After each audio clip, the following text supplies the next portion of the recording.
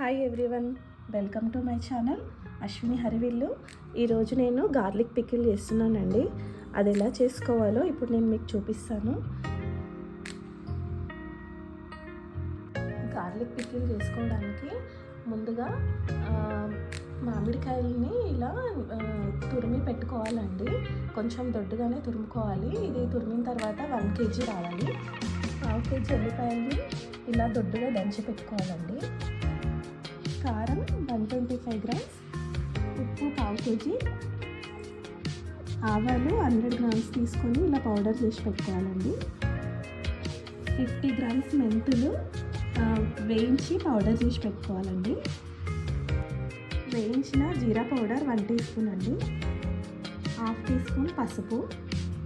తాలింపు కోసం 25 grams ఆవాలు, 25 grams జీలకర్ర. ఇప్పుడు తాలింపు చేసుకుందామండి. ఫస్ట్ తాలింపు కోసం 750 గ్రాముల నూనెను వేడి చేసుకోవాలండి.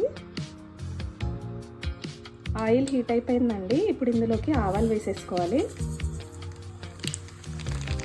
మనం పికిల్స్ చేసేటప్పుడు ఎప్పుడైనా ప్యూర్ పల్లి నూనెనే వాడాలండి. 1 year వరకు నిల్వ ఉండాలి కాబట్టి పల్లి నూనె వాడితేనే మంచిగా ఉంటుంది, లేదంటే పాడవుతుందండి పచ్చళ్ళు.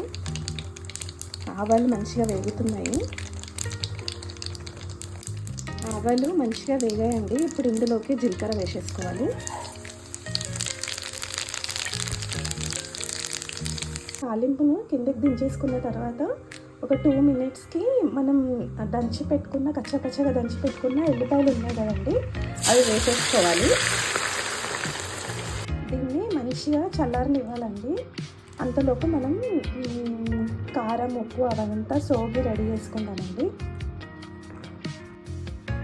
ఒక బౌల్ తీసుకొని ఇందులోకి కారం, ఉప్పు,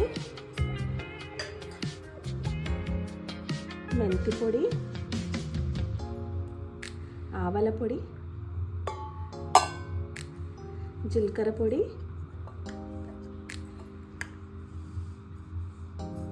కొద్దిగా పసుపు వేసుకోవాలి.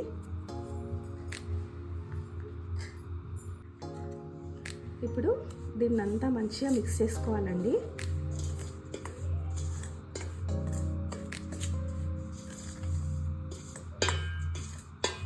తాలింపు చల్లారిపోయిందండి. ఇప్పుడు ఇందులోకి తాలింపు వేసేసుకోవాలి.